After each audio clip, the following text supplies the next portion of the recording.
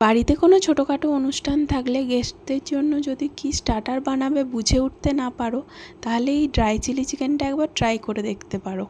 এটা খেতে যেমন দুর্দান্ত হয়, তেমন এতটাই তাড়াতাড়ি হয়ে যায় যে তুমি ঝটপট কাজ মিটিয়ে গেস্টদের সাথে গল্প করার সময় বের করতে পারবে।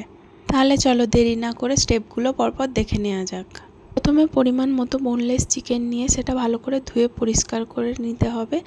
আমি এখানে 500 গ্রাম মতো চিকেন নিয়েছিলাম, তোমাদের যার যতটা প্রয়োজন ততটা নিয়ে নিও। তারপর সেই ধুয়ে পরিষ্কার করে রাখা চিকেনের মধ্যে 2 চামচ মতো আদা রসুন বাটা, 2 চামচ নুন, 1.5 চামচ মতো টমেটো সস, 1 চামচ মতো গ্রিন চিলি সস আর 1.5 চামচ মতো সয়া সস নিয়ে নিতে হবে। এবার এগুলোকে একটা চামচের সাহায্যে ভালো করে মিশিয়ে নিতে হবে। এরপর এতে পরিমাণ মতো কর্নফ্লাওয়ার দিয়ে সেগুলো চিকেনের সাথে ভালো করে মাখিয়ে নিতে হবে।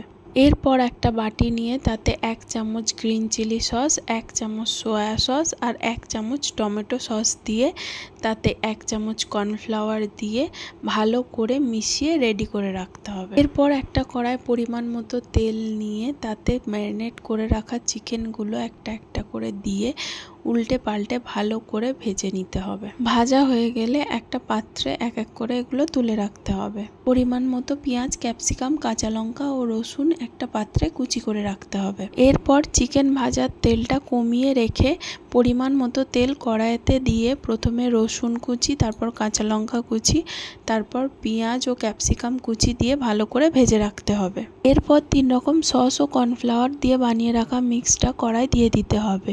এগুলো দেওয়ার পর খানিকক্ষণ নাড়াচাড়া করার পর ভেজে রাখা চিকেনগুলো কড়াই তুলে দিতে হবে।